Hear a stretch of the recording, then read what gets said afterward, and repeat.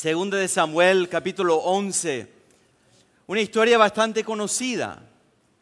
Una historia donde muchas personas, aún muchas personas que no asisten, no participan en la iglesia, ya conocen la historia de David y Betsabé. Y es una historia que muchas veces se utiliza o mal utiliza, y para hablar mal de ciertas personas. Pero lo que vamos a ver al final del estudio de hoy, o deseo, es que nos veamos a nosotros. No se trata de aquel o de aquella, se trata de yo. Y cuando pensamos en las personas de la Biblia, si tuviéramos el tiempo para ir y cada uno hablando acerca de la persona de David y mencionar un poco de qué es lo que nos viene a la mente cuando pensamos en la persona de David, a lo mejor vendría a nuestra mente que David agarró 5 piedras para matarlo a Goliat, un chico de fe, un joven en ese momento, tocaba el arpa, cantaba, autor, escritor de himnos, de salmos, de músico, un poeta.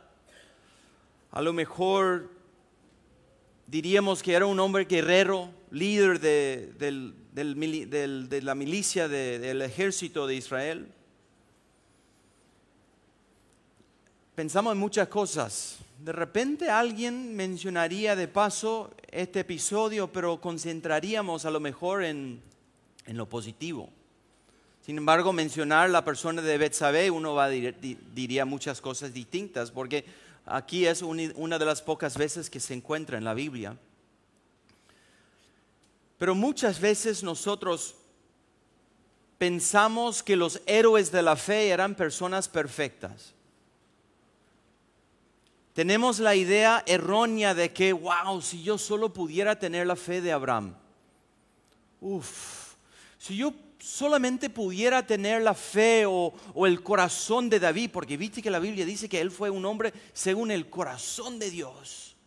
Wow, ¿cómo sería ser un hombre así? Una mujer así de fe como María, que a pesar de la incertidumbre, cuando el ángel apareció a ella y le dijo que estaba embarazada con el mismo Mesías, y ella tuvo fe para seguir adelante y caminar en fe. ¡Wow! Si yo pudiera ser como los héroes de la fe.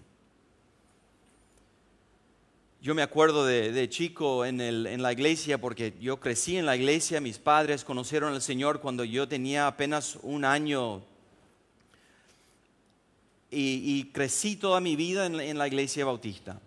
Me acuerdo muy bien de chico mirando a mi pastor, el pastor Esteban. Bueno, Steve, pero Esteban. Y yo mirando y pensando ahí en mi asiento, yo lucho. Yo tengo peleas en mi interior de seguir a Dios y querer obedecerlo. Y yo parece que nunca no voy a ganar esa batalla. Pero si yo pudiera ser como el pastor, a lo mejor. Si yo pudiera tener la fe de él, si yo tuviera su vida, a lo mejor todo sería más fácil. Nosotros hacemos la misma cosa. Miramos de repente a nuestro pastor o alguien que nosotros conocemos, de repente un autor, un referente espiritual, y escuchamos su prédica y lo vemos en el internet o lo que fuera, y pensamos, si yo pudiera ser como esa persona, yo creo que no sé, lo que tienen algo especial de Dios, y yo no tengo eso, entonces por eso nomás yo lucho. Pero la realidad es, nosotros recientemente en la iglesia elegimos a 4 diáconos, ¿verdad? Si David se postuló para el 5º diácono de nuestra iglesia, hermanos, jamás votaríamos por él. Como vamos a ver, un hombre violento, un hombre que del pecado que vamos a ver en su vida, algunos dirían, ¿quién se atrevió a nombrarlo a este tipo a ser diácono? Jamás. O sea, lo que estoy tratando de hacernos llegar es que estamos nosotros todos en la misma batalla. David tenía el mismo Dios que nosotros tenemos. Tenía la misma carne, la misma lucha espiritual que nosotros batallamos. Y es otro motivo por el cual yo siempre admiro a este libro tan perfecto, tan honesto, porque si fuera escrito por hombres, jamás incluiríamos los defectos en nuestros héroes de la fe como vamos a estudiar esta mañana. Pero Dios nos dice, para seguir peleando, para seguir batallando, aquí encontramos a David pecando y el Señor lo vio, obviamente, el Señor sabía y le llama la atención y eso es lo que vamos a ver. Pero primero vamos a leer 2 de Samuel, capítulo 11, vamos a empezar leyendo en el versículo 1. Dice así la palabra de Dios. Aconteció el año siguiente, en el tiempo que salen los reyes a la guerra, que David envió a Joab, su general, y con él a sus siervos y a todo Israel, y destruyeron a los amonitas y sitiaron a Rabá. Pero David se quedó en Jerusalén. Y sucedió un día, al caer la tarde, que se levantó David de su lecho y se paseaba sobre el terrado de la casa real, y vio desde el terrado a una mujer que se estaba bañando, la cual era muy hermosa. Envió David a preguntar por aquella mujer y le dijeron, aquella es Betsabé, hija de Eliam, mujer de Urías Eteo. Y envió David mensajeros y la tomó y vino a él, y él durmió con ella. Luego ella se purificó de su inmundicia y se volvió a su casa. Y concibió la mujer y envió a hacerlo saber a David, diciendo, estoy encinta. Entonces David envió a decir a Joab, envíame Urías Eteo. Y Joab envió a Urías a David. Y cuando Urías vino a él, David le preguntó por la salud de Joab y por la salud del pueblo y por el estado de la guerra. Y después dijo David a Urías, descienda a tu casa, lava tus pies. Y saliendo Urías de la casa del rey, le fue enviado presente de la mesa real. Mas Urías durmió a la puerta de la casa del rey con todos los siervos de su señor y no descendió a su casa. E hicieron saber esto a David, diciendo, Urías no descendió a su casa. Y dijo David a Urías, ¿no has venido de camino? ¿Por qué pues no desciende a tu casa? Y Urías respondió a David, el arca e Israel y Judá están bajo tiendas, y mi señor Joab y los siervos de mi señor en el campo. ¿Y había yo de entrar en mi casa para comer y beber y a dormir con mi mujer? Por vida tuya y por vida de tu alma, y que yo no haré tal cosa. Y David dijo a Urías, quédate aquí aún hoy y mañana te despacharé. Y se quedó Urías en Jerusalén aquel día y el siguiente. Y David lo convidó a comer y a beber con él hasta embriagarlo. Y él salió a la tarde a dormir en su cama con los siervos de su señor, mas no descendió a su casa. Venida mañana escribió David a Joab una carta, la cual envió por mano de Urías. Y escribió en la carta diciendo, poned a Urías frente en lo más recio de la batalla y retiraos de él para que sea herido y muera. Oremos. Señor, te damos gracias esta mañana por tu palabra. Gracias por este momento que tenemos para examinarnos a nosotros mismos, Señor. Gracias por tu palabra que nos confronta, que nos pone a prueba, Señor. Y tú, Señor, en tu misericordia y por tu amor nos nos ilumina con la luz de tu palabra hasta el rincón más oscuro de nuestro alma. Gracias porque no has rendido en el trabajo que estás haciendo y que vas a seguir, Señor, trabajando para hacernos más conforme a la imagen de Cristo. Te alabamos, oh Rey, por tu amor, por tu paciencia para con tu pueblo. Somos tus hijos, Señor, somos barro en tus manos.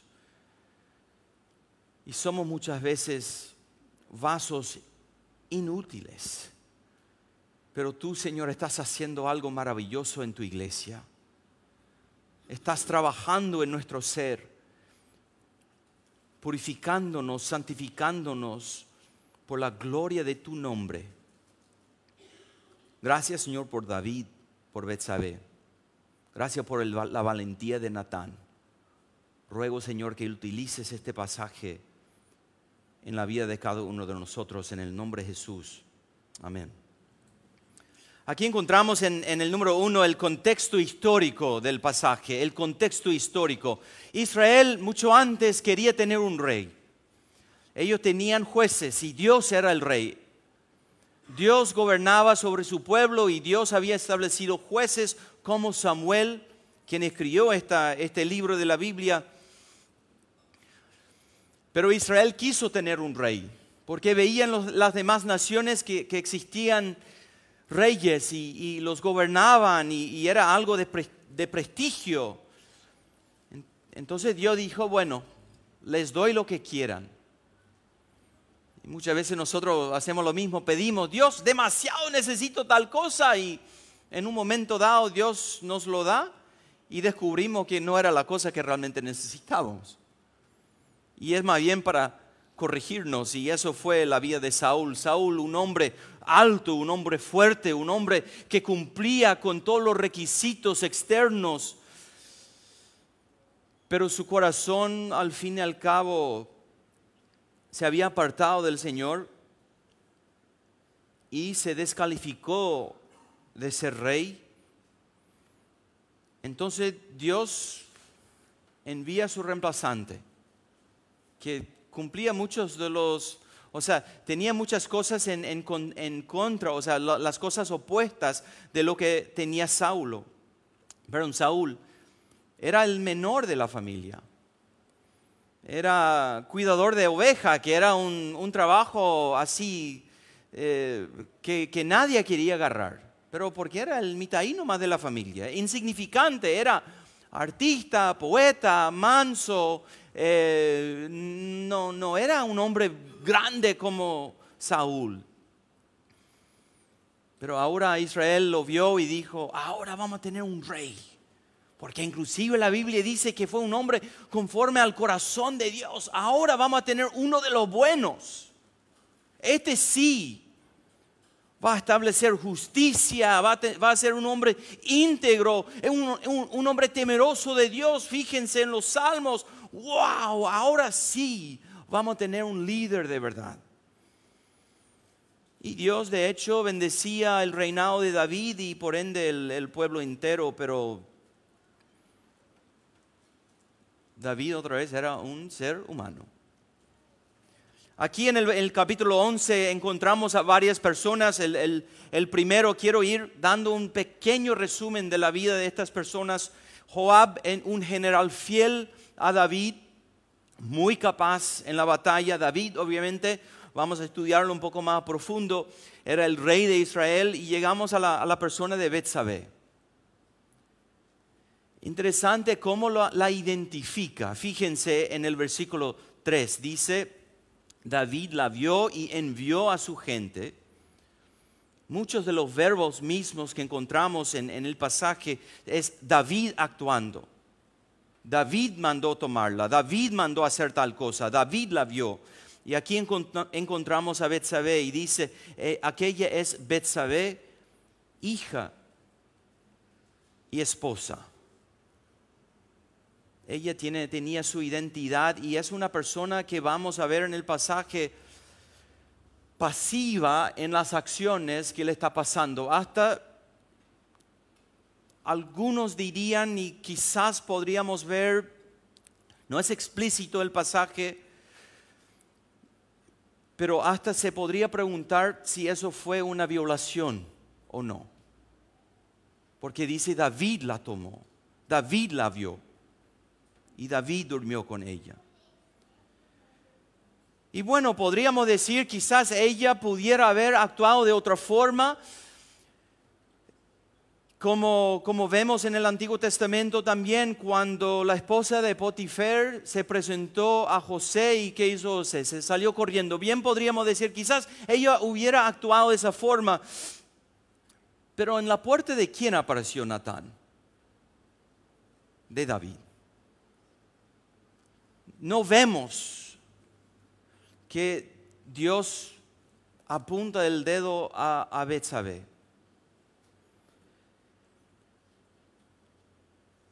El texto la tiene a ella como una persona pasiva. Si vemos los verbos que se utilizan, que David la vio, David preguntó por ella, David la tomó, David durmió con ella. El texto no nos da la imagen de una mujer como Dalila con Sansón, que era provocando el encuentro ni buscándolo. Pero David cuando David justamente tenía que estar en la guerra, o sea, ni siquiera tenía que estar en casa, se quedó, dice el versículo 1, cuando era el tiempo en que los reyes salían para la guerra, David se quedó. Y Betsabé, después tenemos a Eliam, el padre de Betsabé. Interesantísima la historia aquí de Eliam, porque la Biblia lo nombra porque era un hombre conocido. La razón por la cual Betsabé tenía su casa cerca el palacio era porque era pariente nieta de uno de los consejeros principales de David. Se llamaba Ahitofel. Y si nosotros tuviéramos el tiempo de leer el capítulo 16, veríamos lo que Ahitofel sacó su venganza por lo que el rey sinvergüenza hizo a su nieta. Porque cuando Absalón rebeló en contra de su padre David y tomó el palacio, tomó el reino, a sugerencia del abuelo de Betsabé, Absalón se fue a la misma terraza del palacio y se acostó con todas las concubinas del rey David, y dice la palabra, ante los ojos de todo Israel. Absalón también rebeló porque David, me da rabia aún pensarlo. David, en el capítulo 13 podemos ver, el título del capítulo es Amnón y Tamar. Son dos hijos por dos diferentes mujeres, pero son dos hijos de David. Y Amnón violó a su media hermana, y cuando reclamó Absalón por su hermana, David no hizo nada. 2 años pasa y Absalón dice, por fin, yo no puedo aguantar eso, y rebeló contra su papá. O sea, de pensar en David como un padre ejemplar, ni ahí luego. Ni ahí. Y después tenemos a la persona de Urías. Dice Urías eteo. No es ateo, sino eteo, H-E-T-E-O. Que es una nación en lo que sería la área de Turquía. Aparentemente un hombre quien se convirtió a la adoración de Jehová y formó una parte importante. Era entre los 40, nombrado en el libro de Samuel, al final del libro de Samuel lo nombra como uno de los 40 soldados más elite, de más confianza de David. O sea, no era un hombre desconocido de David, sino era uno de sus aliados principales, sus guerreros principales. Y al final tenemos también el mismo niño que nace y pierde la vida porque su padre pecó y no quiso arrepentirse. Es interesante que vemos en el contexto, o sea, la depravedad del rey David, de que le manda llamar a Urías de la batalla y le dice: che, ¿qué tal la batalla? ¿Qué tal el general? ¿Qué va? ¿Qué va? ¿Cómo va todo? Y estaba haciendo una jugada ahí. O sea, no le importa cómo va la batalla. Él está en su casa, en el palacio, tranquilo. Cometió un error gravísimo y en vez de arrepentirse, llama a su amigo, entre comillas, y el Señor tiene tanta integridad como soldado de que dice: Rey, como tú vivas, yo no voy a descender a mi casa porque mi general, mis compañeros de batalla están... Mira un poco la integridad de este señor. Yo no voy a disfrutar de la vida aquí cuando mis compañeros están en la batalla. Envíame de nuevo. Yo quiero volver, yo quiero pelear con mis hermanos. Un hombre íntegro. Y David lo mata. Manda matarlo. Indirectamente, pero un asesinato. Y después podemos ver en el resto del capítulo 11 que David al final se hace del misericordioso y ¿qué hace? Se casa con la viuda de su soldado. ¡Wow! ¡Qué hombre misericordioso! Y mira un poco, le nace un hijo. ¡Qué bendición de Dios! Y David, un hombre fiel, un hombre íntegro. ¡Qué bueno es nuestro rey! Y hay ciertas personas, y Urías mismo llevó la carta. Imagínense, Urías al volver de ese encuentro donde su amigo el rey hace la carta y por su propia mano lleva la sentencia de su propia muerte. Horrible. Y después hay algunos que entienden. Joab sabe que David por algo lo quiso matar. Hay ciertas personas, pero el público en general piensa de David: wow, ese es el salmista de Dios, el hombre según el corazón de Dios. Pero los demás, o sea, ciertas personas, y más importante, Dios mismo, entendía el asunto.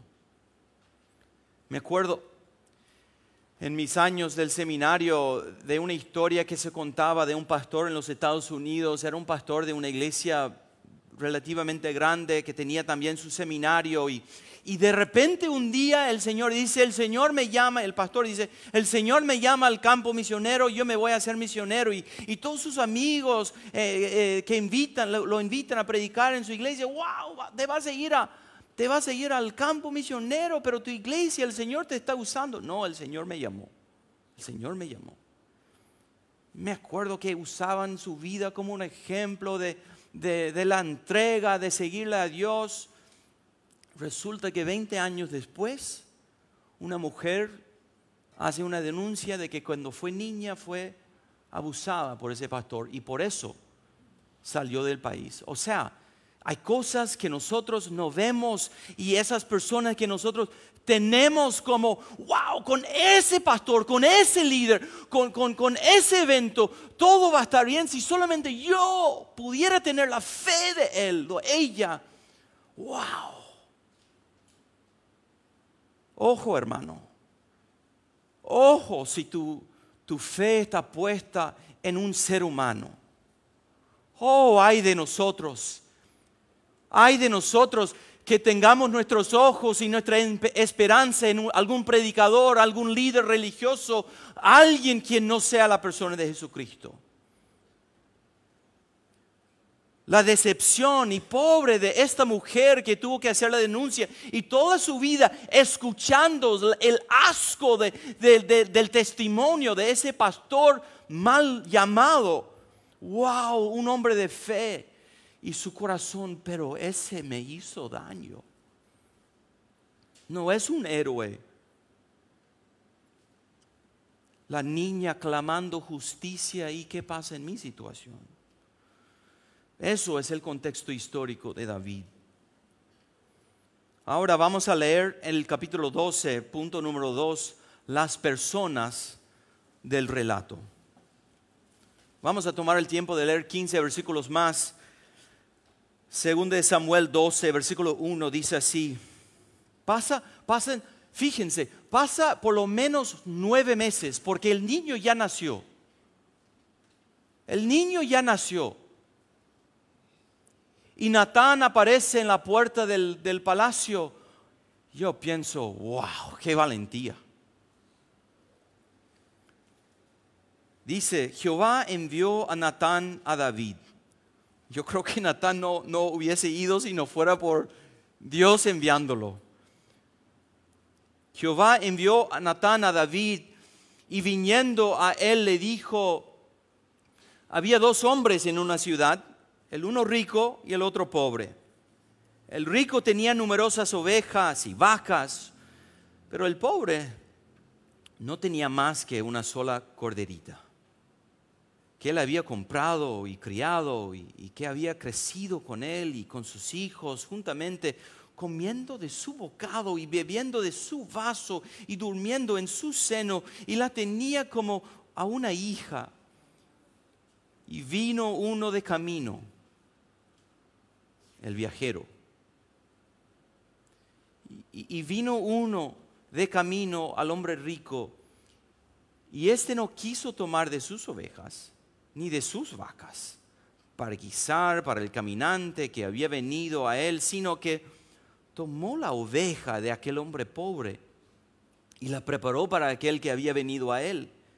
Entonces se encendió el furor de David en gran manera contra aquel hombre y dijo a Natán, vive Jehová, que tal cosa es digno, que tal cosa hizo es digno de muerte. Y debe pagar la cordera con 4 tantos, porque hizo tal cosa y no tuvo misericordia. Entonces dijo Natán a David, tú eres aquel hombre.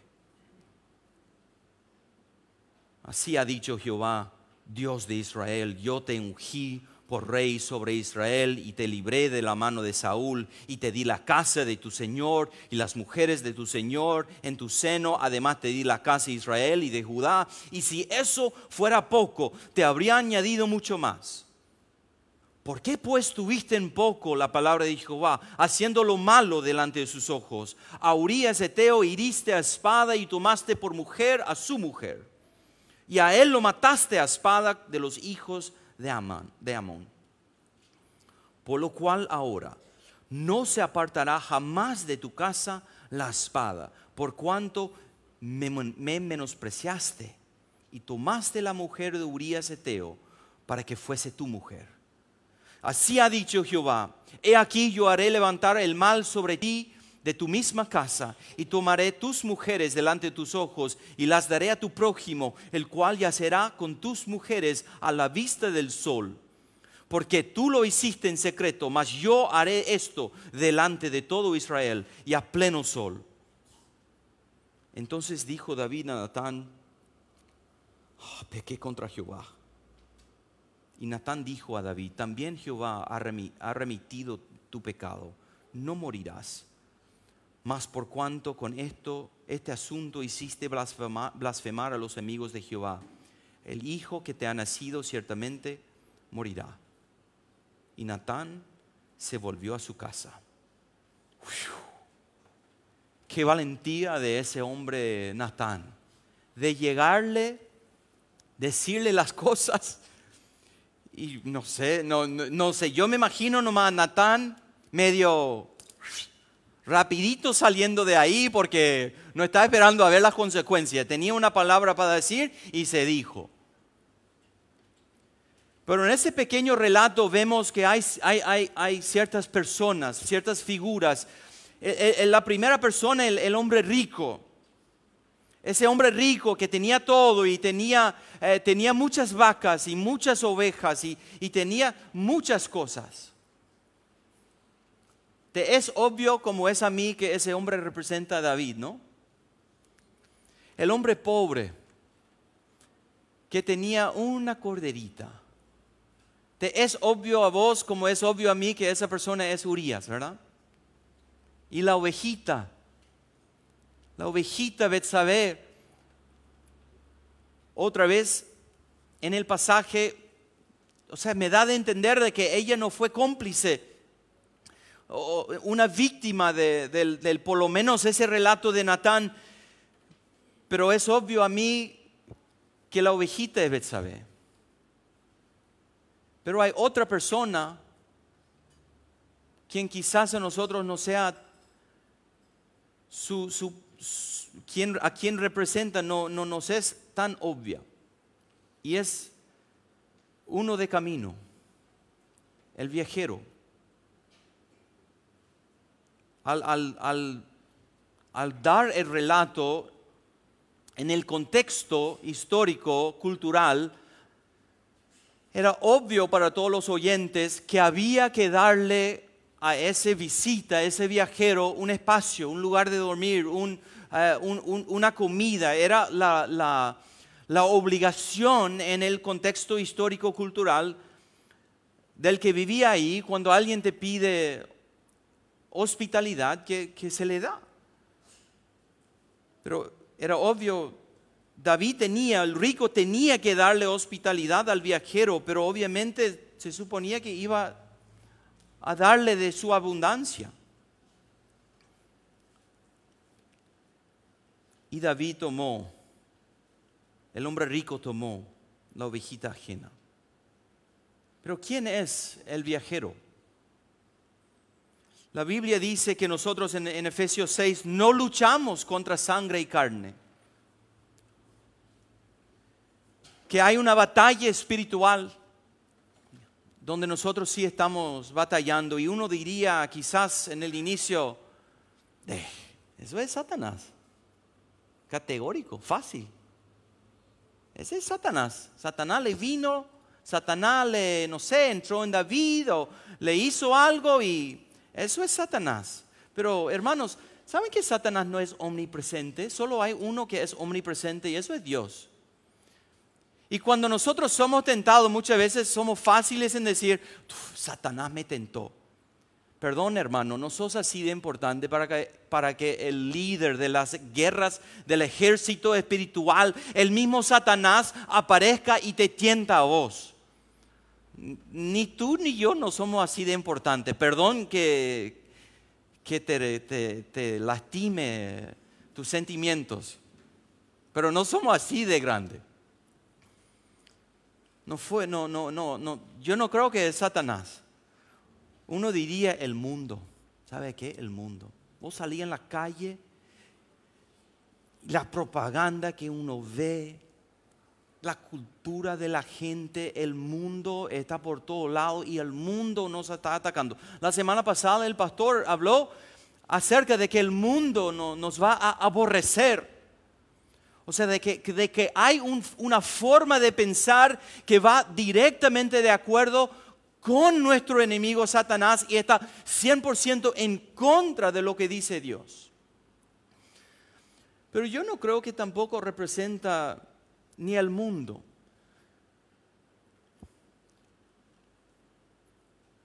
Y yo creo que a veces el mismo Satanás se va chupándose el dedo en el rincón del cielo, llorando entre lágrimas, diciendo, mira Dios, tu gente me culpa por todos sus propios pecados. Porque el viajero, el caminante, el que llegó de camino, desde mi punto de vista, es nada más ni nada menos que nuestros deseos pecaminosos. Y nosotros muy fácilmente vamos a ir culpando a todo el mundo por el pecado que mora en nosotros. Pero Satanás no es omnipresente. Pero mi carne sí. Mientras yo vivo en la carne, yo siempre tengo mi carne conmigo.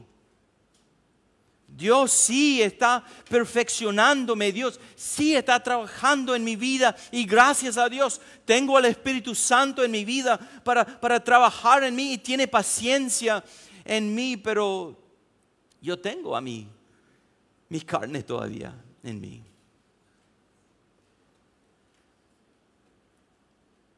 Y es interesante y llamativo que David en ese momento, antes de Natán decirle, tú eres aquel hombre, él reacciona con una furia. Ese hombre es digno de morir. Cuando la ley de Dios establece luego una forma de restauración y demás, y David reaccionó con una furia. Y muchas veces nosotros cuando vemos pecado ajeno, ¿cómo reaccionamos? Mira un poco. Ese hermano antes venía a la iglesia y no viene más. ¡Qué horrible! Yo no soy uno de esos.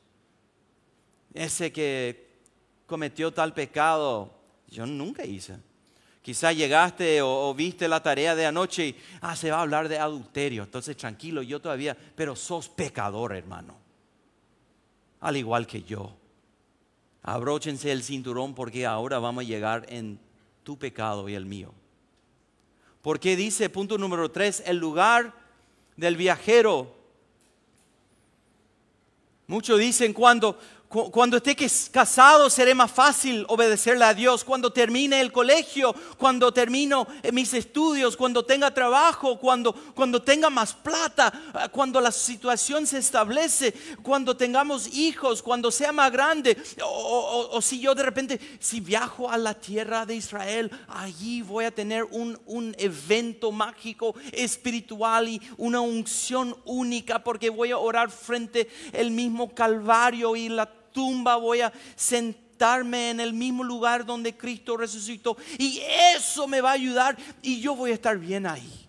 A lo mejor si yo empiezo a enseñar en la escuela dominical o predicar o yo salgo a la calle o yo hago tal cosa, ahí yo voy a estar tranquilo. Pero el lugar del viajero es donde vos estés. Porque si David hubiese ido a la batalla como correspondía, ¿sabes que el viajero habría ido con él? No hay lugar donde nosotros vamos a estar en este mundo en que el deseo de la carne, el orgullo de nuestro ser no va a estar. Y es una batalla que tenemos que estar luchando todos los días. Y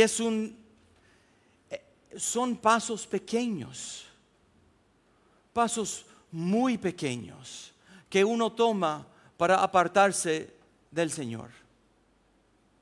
No es un día al otro en que David se convirtió en el hombre según el corazón de Dios, ese salmista que escribía y plup, se cayó. Decimos se cayó en pecado, pero no es así.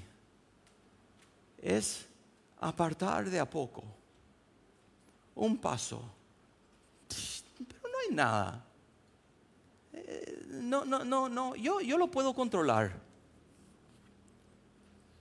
¿Y cuál es el remedio? Punto número 4, ¿cuál es el remedio entonces? ¿Cómo puede ser que nosotros, como hijos de Dios, que realmente tenemos el deseo sincero de obedecerle a Dios y seguirle, cómo podemos vencer? Y ojalá que tuviera yo una secreta para decirle. Ojalá que hubiera, ¿sabe qué? Invitamos a tal pastor, viene, hagamos un congreso, escuchamos la prédica y toda la iglesia sola gratia sin pecado el resto de la vida. Lee este libro, forma parte de un grupo pequeño, un grupo hogareño, una club de lectura. Al terminar el libro, tu vida va a cambiar. Memoriza un versículo bíblico, anda a tal conferencia, aprende a orar. Ahí está, la clave. una ofrenda. Sembra un poco, no vas a pecar más. ¿Sabe qué? Somos reformados. Memorizar la Confesión de Londres, 1600, no sé cuánto, y ahí no vas a tener problema nunca más con el pecado. Vas a siempre vencer porque la palabra divina de los autores de la Confesión está en tu corazón. Dice la palabra de Dios en Colosenses 3, versículo 4, cuando Cristo viene, cuando Cristo, vuestra vida, se manifieste, entonces vosotros también seréis manifestados con Él en gloria. Ahí vamos a estar sin pecados. Ahí no va a haber más lucha. Ahí no va a haber más batalla. Ahí no vamos a estar peleando todos los días con el pecado en nuestro ser. Cuando Cristo se manifieste. Pero mientras tanto, ¿qué hacemos? Dice Pablo en el versículo siguiente: haced morir.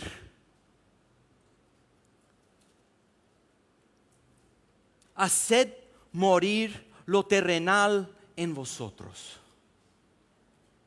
O sea, no se trata de leer un libro, no se trata de ir a una conferencia, se trata de prepararse por la batalla de tu vida. Estoy convencido de que muchos de nosotros, me incluyo, muchos de nosotros, la mayoría del tiempo pensamos que nuestros deseos pecaminosos son más bien, ¿conocen la película Monstruos Inc? Nosotros más bien pensamos que nuestros pecados, nuestro deseo pecaminoso es como un tipo Mike Wazowski, ese bichito verde de Monstruos Inc. Mira, chulina, chistoso, no es así tan horrible, no, ni te da miedo. Mira, es como un peluche nomás, no me va a llevar tan lejos, no me va a hacer tan daño. ¿Para qué el pastor siempre hinchando y Dios un poco pesado? Me está advirtiendo siempre, pero yo lo tengo dominado. Vos no entendés mi situación. Yo soy un hombre maduro. Y pensamos que tenemos ahí un peluche de Mike Wazowski, cuando en realidad un dragón feroz que te quiere destruir a vos y te quiere destruir el matrimonio y tu vida, tu testimonio, tu iglesia. Y David pensaba, yo me quedo nomás. Mi capé se va en pos de mí, Joab, él puede hacer todo. Yo me quedo nomás en casa, voy a tomar una linda siesta. Después yo voy para caminar nomás en la terraza y plin. Y en vez de desviarse los ojos, se quedó ahí mirando. No, ¿qué problema es? Yo me voy a premiar nomás esta vez. No es tan malo. Yo soy el rey. Yo doy mucho por mi familia. Yo merezco por lo menos esto. Yo me quedo nada más mirando. Vamos a enviar a los muchachos para que vean quién es, cómo se llama. Y se va de paso en paso. Hermano querido, la forma en que dice Pablo que nosotros deberíamos de reaccionar a los deseos pecaminosos es quitar el cuchillo y acuchillarle y matarle a los deseos pecaminosos. Es una guerra espiritual. Agarramos la espada del Espíritu, que es la palabra de Dios, y hacemos morir a esos deseos pecaminosos. Porque no es un juego, no es un peluche, no es algo chulina, es algo que te va a destruir a vos, destruir tu familia. Y ay del hombre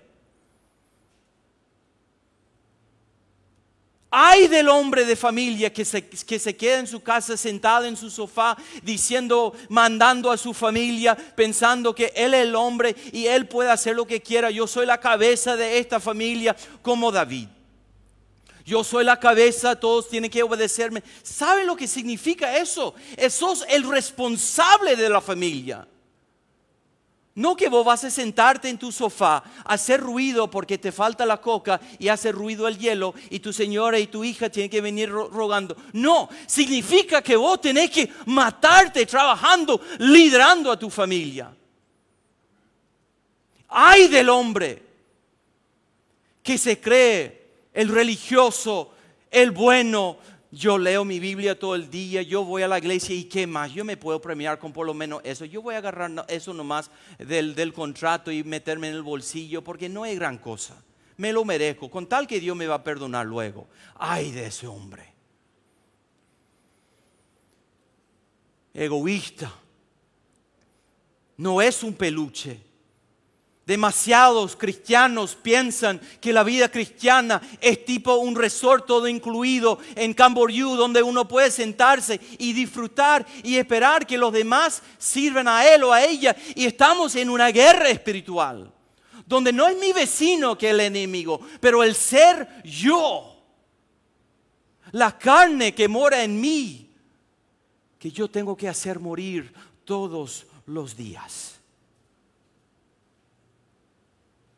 Dice, no luchamos, dice en Efesios 6, no luchamos contra carne y sangre, pero después dice, pero sí luchamos. Es una guerra espiritual. Y lo que me sorprende es que Dios, aún así, utiliza a David. Primera de Juan 2:1, dice el apóstol Juan, estas cosas os escribo para que no pequéis. Para eso existe la palabra. La palabra es el jabón divino de Dios para limpiarnos, para lavarnos, para mantenernos puros. Y para eso existe la palabra, por eso deberíamos de estar en la palabra. Y dice Juan, estas cosas os escribo para que no pequéis. Pero no termina ahí, porque todos pecamos. Y dice Juan, y si alguno hubiere pecado, abogado tenemos para con el Padre. ¿Y quién es nuestro abogado? Nadie más ni nadie menos que Jesucristo, el justo. Y después de haber pecado así, David escribe el Salmo 32. Dice así, cuando David se restaure, dice, bienaventurado aquel cuya transgresión ha sido perdonada. Spurgeon dijo en su comentario acerca de este versículo, no dice bienaventurado aquel que nunca peca. Menos mal. Dice, bienaventurado aquel cuya transgresión ha sido perdonada y cubierto su pecado. Bienaventurado el hombre a quien Jehová no culpa de iniquidad, en cuyo espíritu no hay engaño. Acuérdense, eso es el testimonio de David después de pasar casi un año de ese corazón de piedra dura. Dice, mientras callé, se envejecieron mis huesos. En mi gemir todo el día, porque de día y de noche se agravó sobre mí tu mano y se volvió mi verdor en sequedades de verano. Mi pecado te declararé y no encubrí, te declaré y no encubrí mi iniquidad. Dije, confesaré mis transgresiones a Jehová y tú perdonaste la maldad de mi pecado. Por esto, orará a ti todo santo en el tiempo en que pueda ser hallado. Ciertamente en la inundación de muchas aguas no llegarán estas a él. Tú eres mi refugio, me guardarás de la angustia, con cánticos de liberación me rodearás. Y después el verso 10 dice, muchos dolores habrá para el impío, mas al que espera en Jehová le rodea la misericordia. Fíjense, hermanos, fíjense, tomen este versículo 11 como un remedio divino al alma pecador, a la carne que quiere dominarnos. Dice, alegraos en Jehová y gozaos justos. David no era un hombre justo si no fuera por la justicia de Dios. Alegraos en Jehová y gozaos justos. Un hombre sin vergüenza, un hombre asesino, un hombre violador, un hombre mujeriego, un padre horrible, pero dice, a pesar de todo, alegraos en Jehová y gozaos justos. Y cantad con júbilo todos vosotros los rectos de corazón, porque Dios perdona el pecado nuestro. No hay pecado alguno que es más grande que el perdón de nuestro Dios. No hay pecado alguno que sea más grande que el amor de nuestro Dios.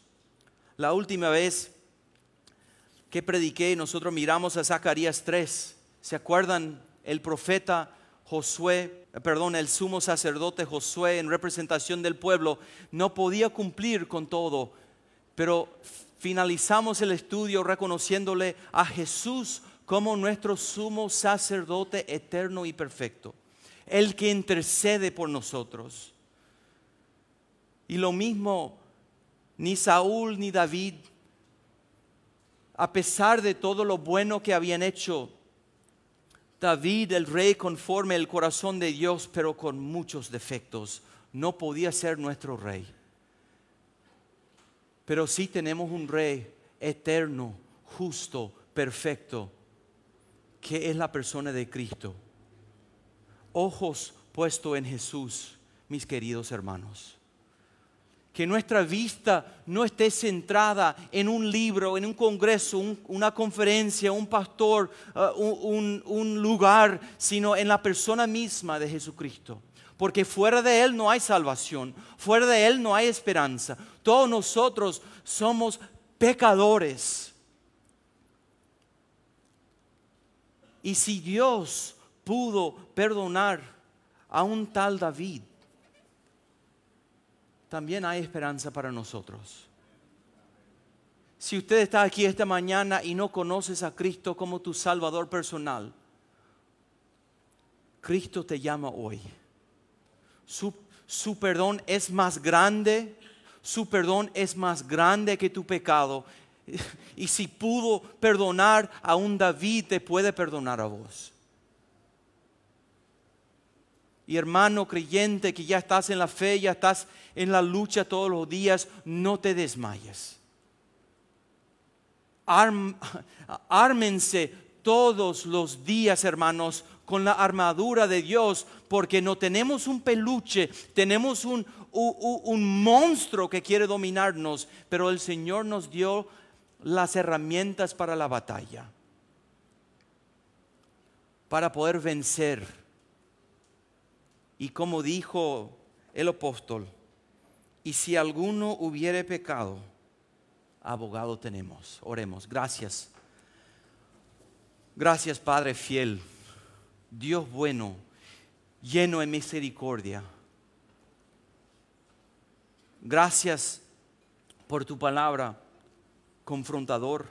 Te ruego, Señor, esta mañana por cada miembro de esta iglesia, por cada persona que nos está visitando, nos está escuchando, inclusive por internet, que tú, Señor, puedas utilizar tu palabra en nuestra vida para hacer guerra en contra de la carne que mora en nosotros. Ya basta de culpar a todo el mundo. Y es tiempo que tu iglesia empiece a examinarse a sí misma. Gracias porque eres paciente, que prometiste nunca abandonarnos y que siempre hay perdón. Bendice, Señor, a tu iglesia. Bendice, Señor, esta palabra en la vida de cada uno. En el nombre de Jesús. Amén.